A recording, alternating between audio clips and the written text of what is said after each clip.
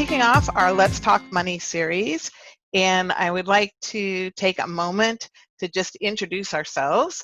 And I'm Kathy Sweedler. I'm the consumer economics educator from the Champaign, Ford, Iroquois, and Vermilion Counties area in Illinois. And I'm very happy to be your presenter today, but I'm joined by two of my colleagues who are also educators. And would you introduce yourselves, please? I will go next. Hi, everyone. My name is Kamaya Wells-Bichard. I'm also a consumer economics educator, and I am joining you from warm McLean County. It's about 85 degrees right now, and it's very bright outside. We are so excited to have you on. My name is Seisha Grabenstetter. I'm also a consumer economics educator, but I am housed up in Grundy, Kankakee, and Will counties. I'm currently in the basement of my house wearing socks and a sweater because it's chilly down here. All right, wonderful. So we're also, Brooke Shrewsbury is on also with us today, and you may see her in the chat bar helping us out. She does such a wonderful job to keep us all on track and remind me to record. So one of the things that I did want to just remind people, it's great, we've got, looks like everybody's muted, got their cameras off, so we get that good quality. But then I would also like you to take a look at your Zoom control bar if you haven't had a chance to do that before, and see, it's usually a little black bar. See if you can find the chat icon and click on that and open it, because we're going to use that to communicate back and forth ideas all during this whole webinar. And I thought we'd just sort of start out and ask everybody, what city are you logging in from today? Because we know we had registrations from all over, and just love to see a lot of where that is. Oh my gosh, those are going by fast. Lots of Illinois, Urbana, Indiana, South Dakota, Florida, Texas, oh my goodness, Wisconsin. You guys are fast typers. Okay, well, that does convince me that we are finding that chat bar, and that is fantastic. Just keep that going, and we're going to Alaska. Ooh, okay, it's looking good. I also just want to mention before we kind of jump into the program today that some of the participants that are on tonight are training to become Money Mentor volunteers with University of Illinois Extension. Their training really just started last week, and it's not too late to jump in and join us if you'd like to become a Money Mentor. Currently, we have this program in 10 Illinois counties, and you can see the list on the screen. And so if you reside or work in one of those counties and are interested, then we invite you to go online to go.illinois.edu/moneymentors, and Seisha has put it in the chat bar, so that URL is right there, and learn more about our program. It's something that we're very proud of, and it's growing, and we're so excited that we have a great class of mentors this summer, doing it all online. And we're happy to have all our other participants that are able to join us for today's webinar as well. Okay, moving on. So now we're going to jump into our presentation topic today, which is who are we with money? And we've got a lot of things that we're going to be covering today.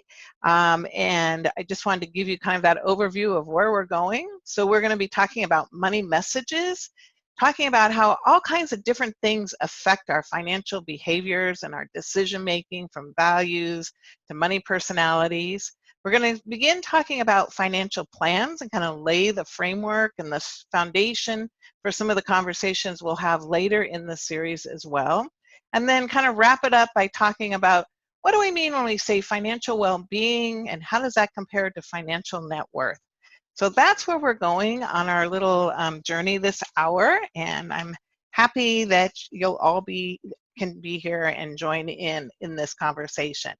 And I want to let you know that while it's going to seem a little bit like, you know, a presentation per se with me giving out information, that's not what I'm really aiming for here. I would love it to be a conversation, and I've tried to build in some activities that allow feedback from different people. So let's we're going to go with that and see how that works and really invite everybody to participate. And again, welcome. Just so excited to have you all here. I want to start out by talking about money messages.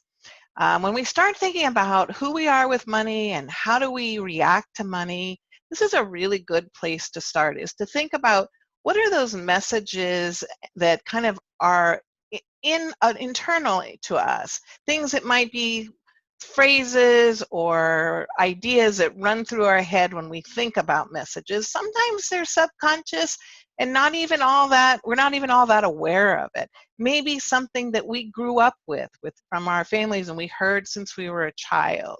A lot of things do influence these money messages that we hear in our brain or that we act on.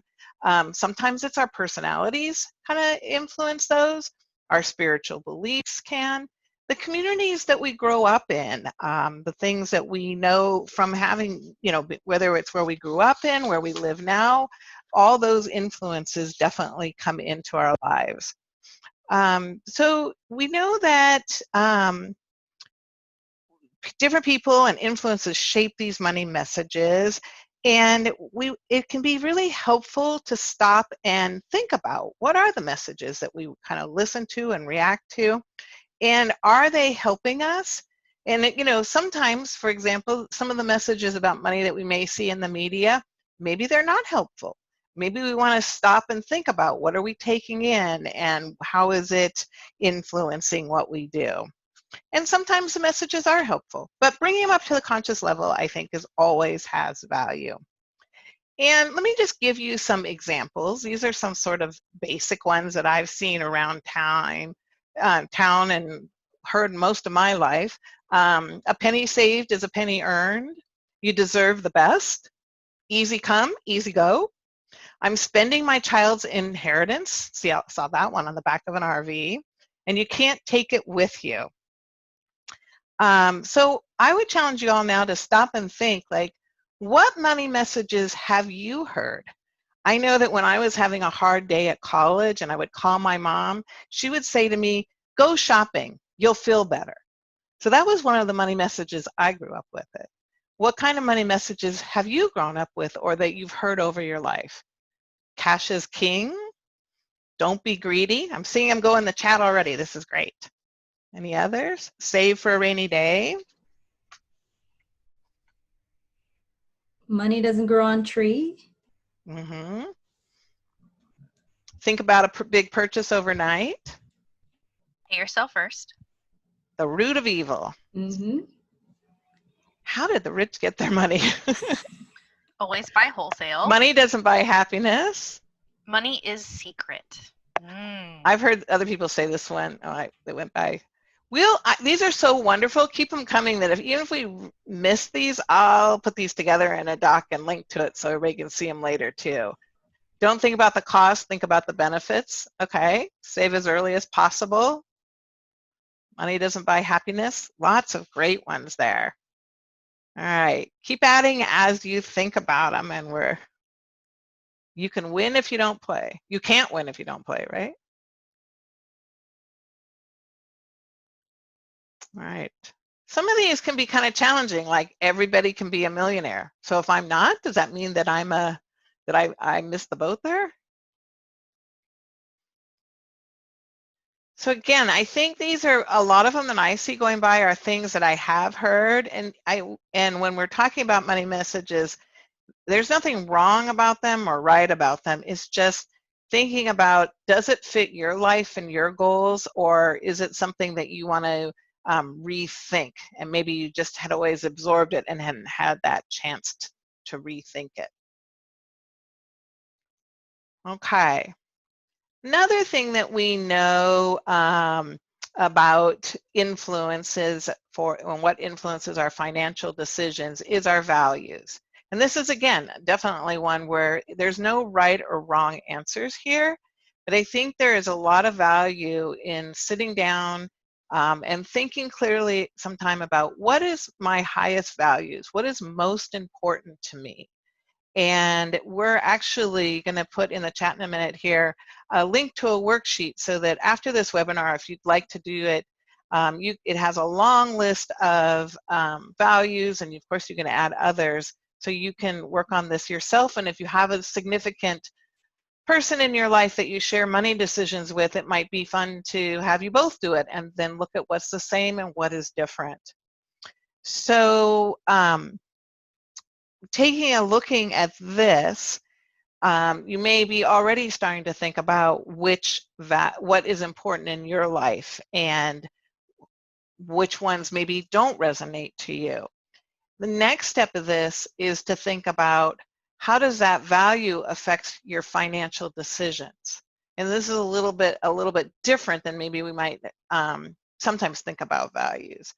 But I think it's important to think about, am I aligning my values with my financial decision making? Sometimes they just don't align, and that's a kind of a wake-up call. What's happening here? So I'd like you again now in the chat to think about an example of how a value can affect a financial decision. And to kind of kick it off, my husband and I both very much value education. So when our sons were young, we started saving so we could help them with their college costs. That is an example of how the value of education played out to affecting our saving behavior and decision making. What else can you think? Tanya says she votes with her wallet. Okay. Religion, paying tithes and offering. Spending to make memories with your kids. Valuing family, so travel to them. Self-sufficiency.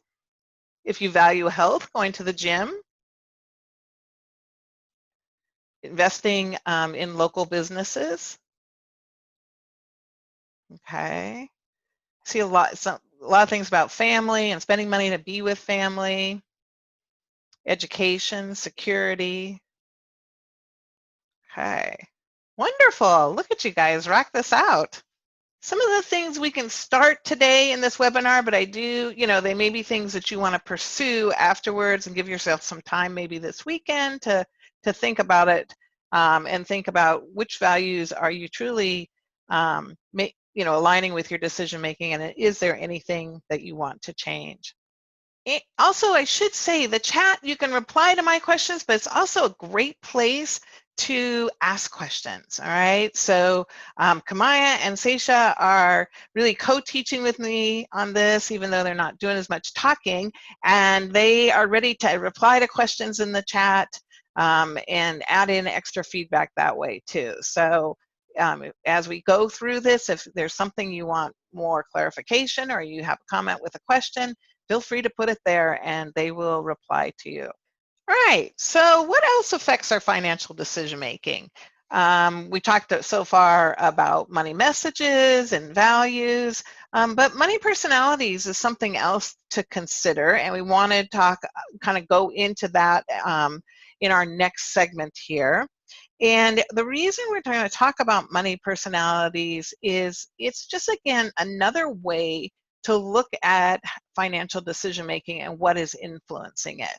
And so this is an area of research that a lot of people in our field are interested in, and people use it in different ways. What I'd like to use it today is to help us think out of our, excuse me, I'd like us to think out of our usual box and think about money personalities with sort of a fresh perspective. It can help us understand what we do as with financial decisions, and it can also help us understand how other people make financial decisions and kind of see it from a different perspective. And so that's kind of our goal here, is to just sort of explore it and see, how do others view money, not just ourselves, and what's similar and what is different. So one of the first persons that I heard talk about money personalities was Olivia Mellon back in the early 1980s. And she's a psychotherapist and has worked in this field for quite a long time. And she came out initially and talked about 5 main money personality types. And then since then it's gone on to describe some others. But this is just to give you a taste of her work. And her 5 areas were amasser, avoider, hoarder, monk, and spender. And I'm going to describe these a little bit. And as I talk about them, you might want to think in your mind, what do you think the financial fears or concerns of each of these money personalities might be? So an amasser is somebody who is happiest when they have large amounts of money. Good question. I'm not sure if it is spelled that way, but that's the way I wrote it down. So large amounts of money at their disposal to whether to spend it or save it or invest it. It's really about like having a lot of money. And if somebody doesn't have a lot of that money, then, and they are an amasser personality, then they might feel kind of empty and things are missing. An avoider, in contrast, just likes to avoid money. It's basically what it says. That kind of a person might have a hard time balancing their checkbook, paying their bills promptly. They maybe do their taxes at the very last minute. And so just basically try to avoid it. Now, hoarders might initially sound like amassers, but basically they just like to save it up. So a little different than a amasser spelled with an E at the end. In that they're not really looking to spend it, but they're just looking to like pull it in and to let it pile up. So kind of a different thing, because in that sense. Now, a monk, a money monk, is really somebody who thinks that money is dirty, that it's bad, and if you have too much of it, you're going to be corrupted. You will be evil. And so this is, again, kind of an extreme money personality, but definitely something that sometimes you can see that people have that tendency. Spenders, people like to spend. I think that one's pretty clear. So a lot of times when I read the things that Olivia Mellon wrote, especially her original things, they often feel like kind of negative behaviors to me. And it's true that when we get to it, we can see people in these extremes, and then they do have real problems managing their monies for a variety of different reasons. But sometimes it's not so extreme. It might just be a little bit of a tendency. So I think it's worth thinking about it so that we can kind of start thinking, where do you fall in this, and how does each of these people maybe have different fears, and when those often fears do become barriers to doing more appropriate financial management. All right, and thank you for the conversation. I can't keep up with it, but it looks like there's good conversation going on in the chat, and Seisha just put in a quiz online that's free that relates to this money harmony work, money personalities, if you're interested in exploring that some more. So kind of going along to that, the next area that I wanted to talk about was some work done by Sybil Solomon, which is has a little bit different flavor to it, a little bit less of kind of the extreme personalities, but more talking about patterns of behaviors. And this is work that Sybil Solomon does, and she has kind of labeled this money habitudes, but really it's just another different perspective on money personalities. And what she talks about is that habitudes, these patterns of behaviors, are really a combination of attitudes, our sort of subconscious thoughts or feelings, and then habits, which are just automatic behaviors and decisions where we don't really think them through, we just do it. And I think the word subconscious here is really important, because what I've seen in many situations is that, and myself included, I make decisions, and then when I think back on it, I'm like, exactly what drove that? That was sort of subconsciously driven, and then it can be much more helpful before I just react to think consciously about the pros and cons of something rather than jumping to a decision. And I think that's true with financial decision making as well. And so let me give you a couple of basic examples. So let's say somebody named Jamie just loves dogs. So that's her attitude. So she pets a dog every time she sees it, no matter what, even if it means she has to cross the street when she's walking. And that's her habit. So this forms kind of a pattern of behavior. She sees a dog, she crosses the street, she pets it, she doesn't even think about it. Okay. you could probably imagine, you probably know somebody in your life that has that kind of habitude with pets.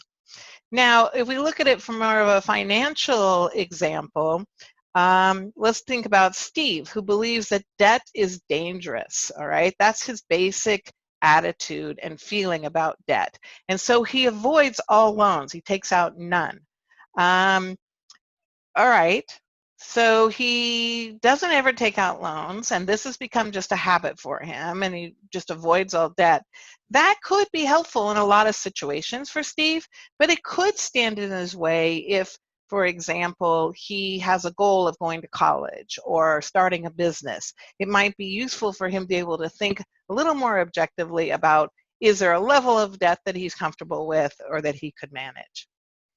So I wanted to let you know that that we're going to be sending you in a follow-up email a link that'll allow you to go online and do an online little activity to determine your money habitudes and which ones are more strong in you and which ones are less. And so just to let you know that that's going to be coming in that email, so you're going to want to look for that. Typically, there's a cost for that, but we've been very lucky to be able to bring that out to you now for no cost as a participant.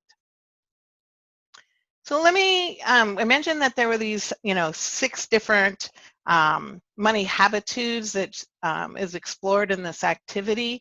And I just want to give you an example of 2 and kind of talk about them, so when you go into the activity, it's a little bit familiar. And the first one I want to talk to you about is spontaneous. And with all these money habitudes, there's both negatives or challenges and positive things, advantages. Excuse me. Sorry, it must be allergy season, right? And so in a spontaneous situation, people who have spontaneous habitudes, they're able to quickly respond to opportunities. They like the thrill of taking risks. But then there's also challenges, like they might spend money even when they don't have it, or they may keep money secrets from significant people in their lives.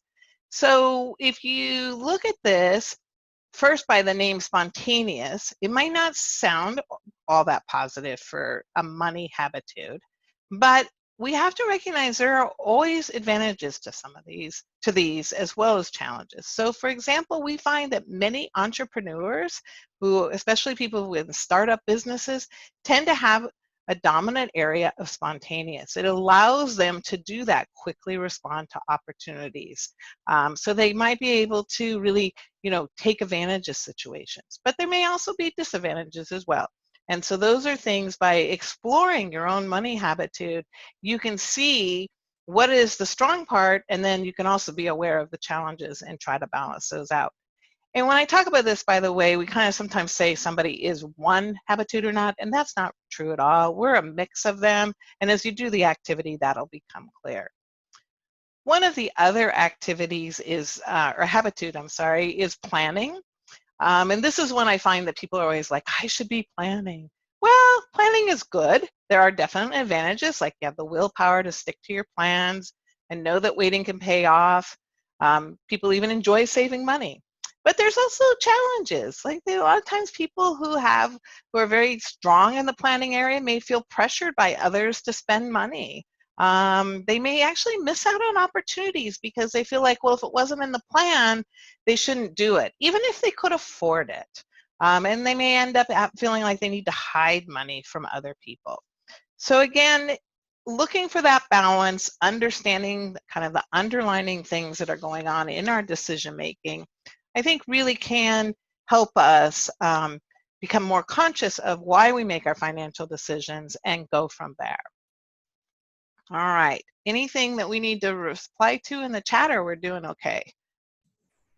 We're doing okay. Another point, I think I would like to add just a little bit about for the money habitudes piece, and to give your voice a rest with all your allergy stuff going on right now. So for like the money habitudes, like we do them with adults, but we also do them with youth. So if you have like teenagers who you are trying to ingrain some good principles on how to manage money as you're exploring for yourself as well too.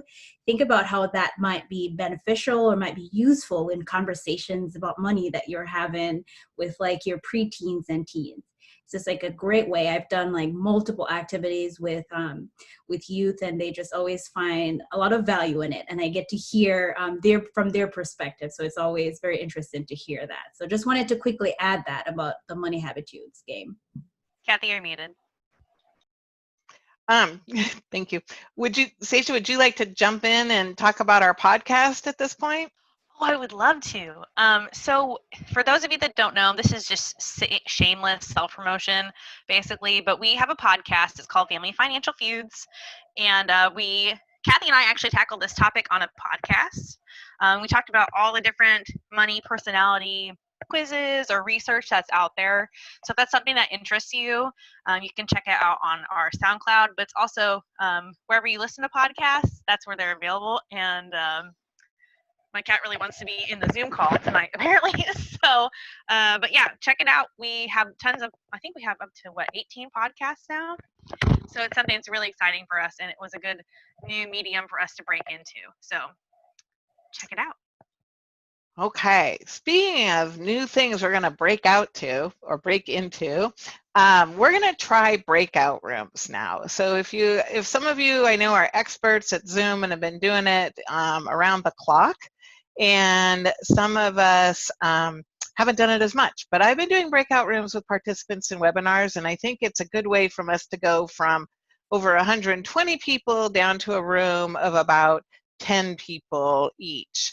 And so what's going to happen here in a couple minutes is I'm going to automatically create rooms. And I got it all set up, team. I don't know, so we don't all do it at the same time.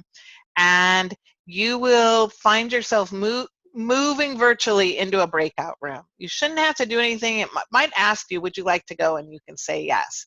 And when you get into the smaller room, what I would like you to do is to have a conversation about, can people change how they manage their money when they're over 20 years old? Or are early influences too much to overcome? And think about, why yes or why no?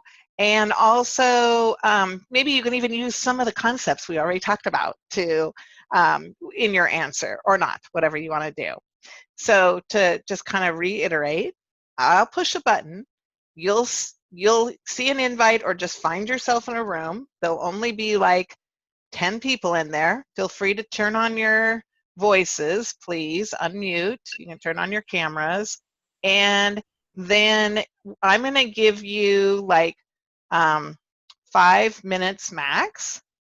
And then I will call you back, and you can come back yourself, or you can wait till it just pulls you back. All right. And so that's how it works. It should just happen. Should all be good. So here we go. See you in 5 minutes. We're back. Well, some of us are back. We're getting back. Looks like people are coming back in. Okay, I think we'll just keep moving along. And the next thing I wanted to start talking about was, where do we put all this together? We're in, and really we're it's going to be building during the series, but one of the things that we're going to be working towards is helping you build your own financial plan as part of this series. And one aspect of that for some people is to build a spending plan. And I usually think about spending plans as kind of a 5-step process. And we've already really started that today by talking about what's important to you. I know sometimes people jump into building a budget or a spending plan by adding up numbers and pulling out calculators. And I feel like that's putting the cart before the horse. That if we don't know why we're doing it, and we don't know where we're trying to go, and we don't know what's important to us, that it's not going to be an effective spending plan. And when I say know what's important to you, I would like to expand that to include other adults that may make spending decisions with you that are in your household, or other adults that are significant to you, and sometimes our older teens as well. So to be including them in that process of thinking through can make things go well. We're going to be talking more about setting financial goals as we kind of really work through all these the different topics in this series, but that is step 2, and we're going to be getting there. But I'm actually going to skip over that one a little bit right at the moment. We'll come back to it a little bit more at the end, and I want to talk about expenses and tracking expenses. So I think in my mind that one of the very most effective strategies in money management is tracking your expenses. It's not something that I personally think is a lot of fun. Some people like to do it. It's not really what I do for fun. But it does give you really good data that can help you make good informed decisions. So even though it takes some work and it's a little bit of a challenge, I do think it is really effective. And there's lots of different ways to track money. And people do use different tools and different methods, and different things work better for different people. And sometimes you have to try a couple or 2 or 3 before you can find one that's really works well for you and your household. And so I thought we'd start out here by just, brainstorming in the chat. What are different ways that you've tracked expenses? And by tracking expenses, I do mean like getting down to like every dollar, maybe even every quarter you spend. So mint.com, which is an app and a website, comes up here. YNAB, you need a budget, somebody tried. These are definitely ones that I'll put into a list so we can see them, take a look at them after the webinar and share it with everybody. Excel, notebook and paper, Excel spreadsheets. One of the things that I've just been impressed with, and I'm going to let this list go, is that a lot of our apps that are on our phones become very useful because we're always carrying our phones these days. And some of the apps you can connect directly to your savings account, checking accounts, credit cards, and that makes it a lot less cumbersome. Since I'm not think it's much fun, anything that makes it easier is better for me. So linking things like that way, so when I do spend money using my credit card, automatically goes onto my app, is really helpful.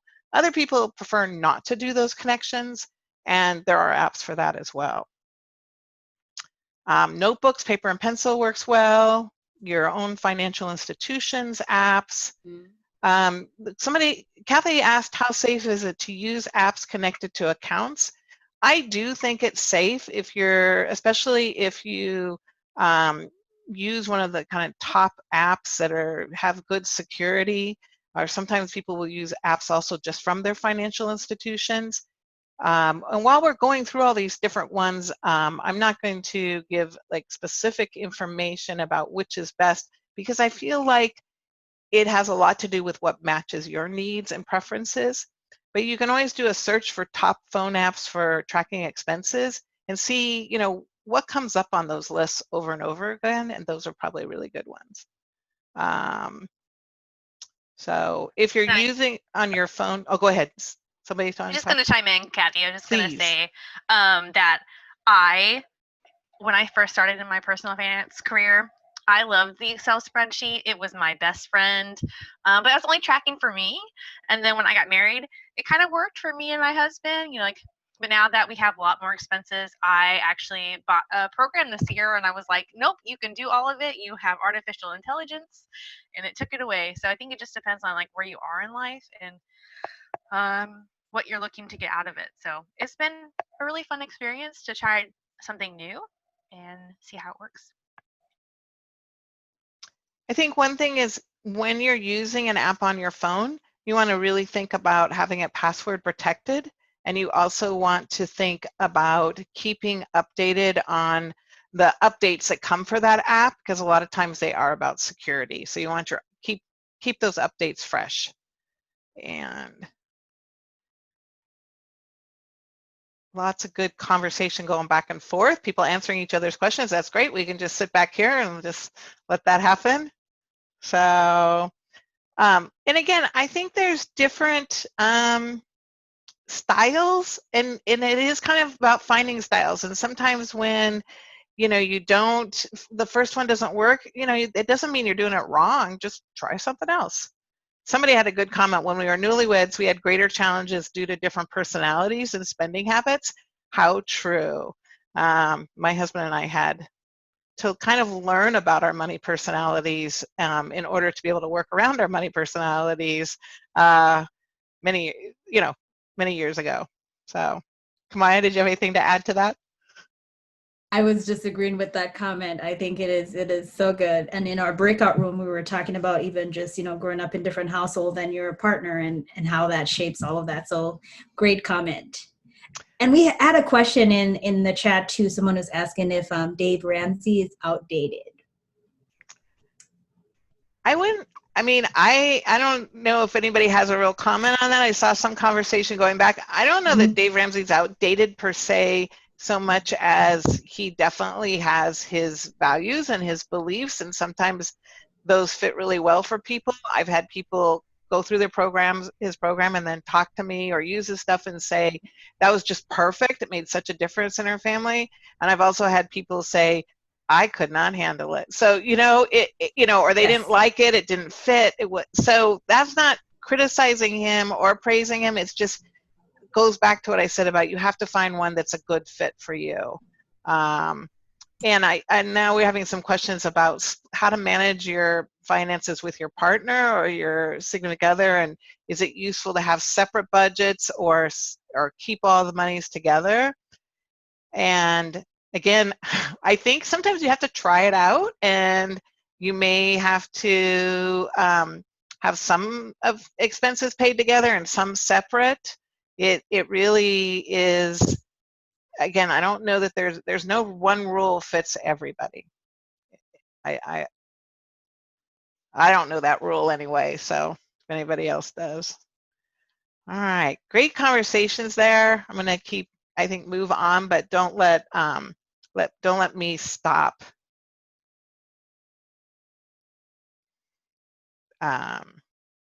Well, actually, I'm going to answer one of the questions, Andrews. Are there noticeable differences between tracking individual expenses or tracking the overall picture of spending and savings? And if I'm understanding the question, Andrew, I think there is a real difference. So, and it kind of goes back to when you want to make a behavior change. Let's say that you know that you're not spending more money than you're bringing in. That's great. And maybe you've still got some going into savings, and that's great. But what if something else comes up that you want to do, or you want to put more money into savings for a different goal? If you know where your money is going, where you're spending, it's easier to make those changes because you can look at it and say, I could change this category, but not this category based on my values and my needs and all of that things. And especially at this time when our economy is being challenged, people may need to be making changes to their spending that they hadn't anticipated, and having a good idea of exactly where your dollars are being spent will make it easier to make changes. So, all right, great comments. This is good. All right, what do we got next here? All right, so I have a challenge for you. So here's my challenge. I'm challenging you to track your expenses in whatever way works best for you or you'd like to experiment with for the next 6 weeks. And then come back for our Let's Talk Money event on July 16th, because that's when we're really going to get into building your own spending plan, and you're going to need that data. So then when you walk away from there, you'll be ready to build it and to make it work for you.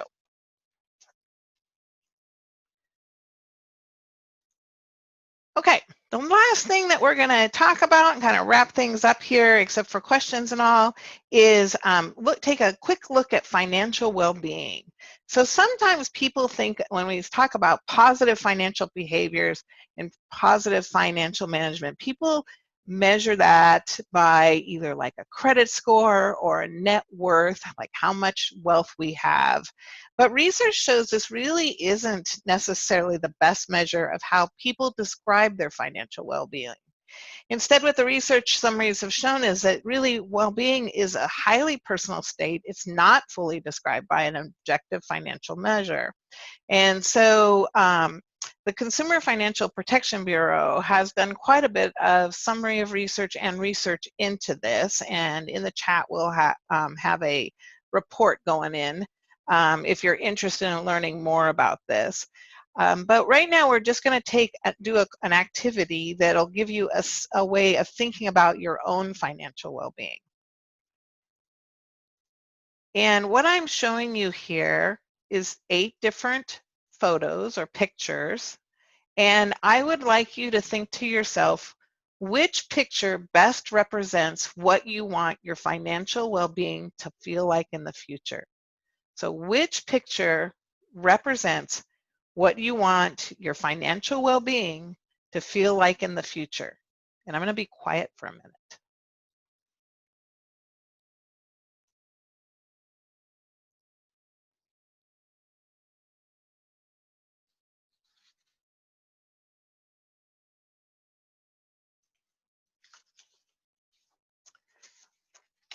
Okay, and now while you're starting to put things like brick walls and beaches in the chat, which is wonderful to see that going out there, I'd also like you to jot down for yourself, and then perhaps in the chat as well, a note about this. Like, this photo is my vision of financial well-being because of what? What does this, okay, I see like the beach is peaceful. Holding hands, my partner and I are a team in every aspect of our lives, including finances. Nice. Brick wall for stability. The long road because I can see what is ahead of me. Keys because it represents owning my own house. The calm. Airplane because it's travel. Sometimes I hear people say the airplane because it represents travel, which is a luxury. All right, these are fantastic. Stones in a stream because it can lead somewhere, or just enjoy the peaceful water. Stacked rocks represent peace with a plan.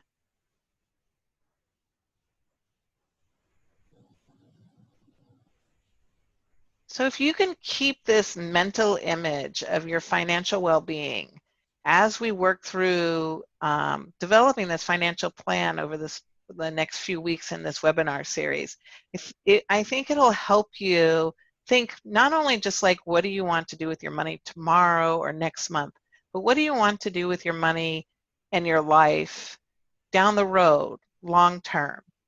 And this is kind of where what the research has shown us is that we do tend to get wrapped up and really focused on the near term, the short term, and of course we have urgent needs that need to be taken care of. But when people talk about their financial well-being and they think long term, it allows them to really expand their opportunities and to feel better about where they're going with their money. So I will also send out, somebody said they couldn't really see the pictures, and I'm sorry about that. I can relate to not being able to get things to move when I want them to move on my screen. I'll be sending, the recording will be coming in Monday, and I'll send a link to the PowerPoint too, or at least the pictures, so that you can see that. Okay, thank you for all your participation. This is really fantastic. All right, so we're talking about down the road in our webinar series. Just a reminder that next week we will be talking about borrowing, how much is too much, and Sasha Grabenstetter will be our main speaker for that session. So I'd like to invite you all back to that.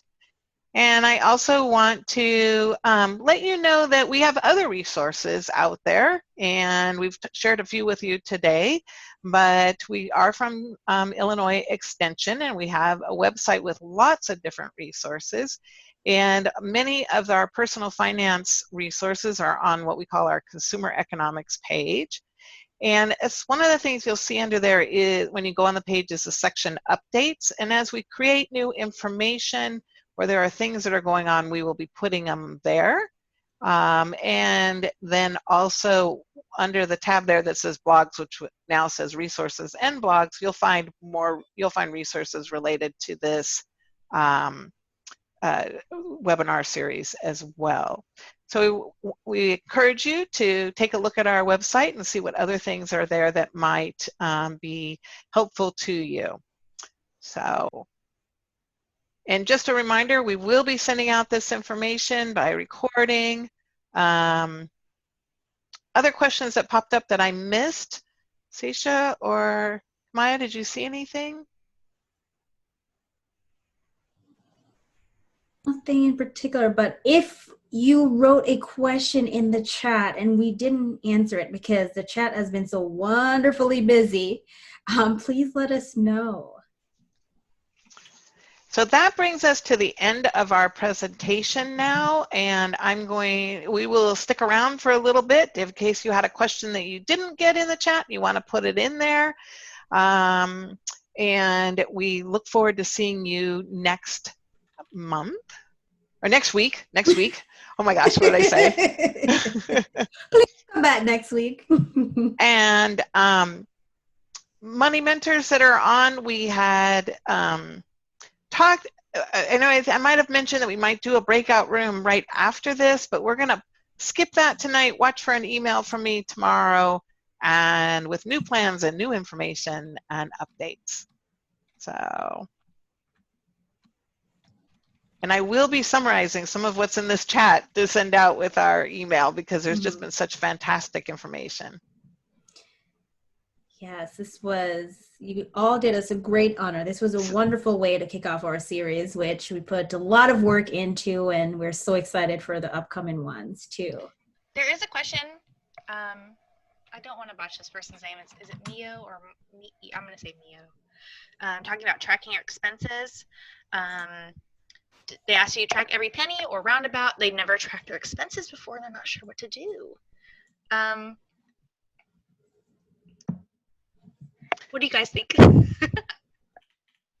Let me come back to the two quick questions. You'll get a new link each week because we have to increase the size for this webinar possibly, so there may be a new link, so watch for that email and confirmation. And mentors, yes, we will get eventually to you confirmation for paperwork. And then I think, again, it's how much, when you're tracking expenses, the more you track, the more detailed it is, the more data you'll have, the more information you'll have. But it's also got to work for you. So there's that push-pull there. So I think tracking at least every dollar makes sense to me. But if it's too much, pick 3 categories that are important to you and track those 3 categories carefully. A lot of times we know which categories we need to track. Like tracking your rent's not that helpful. It's the same every month. But pick 3 categories that matter to you and really dig deep in those for 6 weeks. And then you could always pick a different 3 categories another time. So like I might pick how much I spend on my Kindle, or reading and entertainment, food eaten out, and maybe, travel. Not that I'm spending that on that now, but in general I would. So, you just maybe pick up on those things that are the 3 areas that are important to you. And I think a good point to every penny, and that works too. I think a good point to add to this as well too, as you're thinking about how you would do it, there are some people who have been doing it for a while and they look like they're doing great. Do not consider how they do theirs, because sometimes it can feel overwhelming with like some of the feedback that we do get from people who have been tracking and being diligent with how they do that. But sometimes, just like Kathy said, starting with like those 3 things or just a few things at a time can be less overwhelming.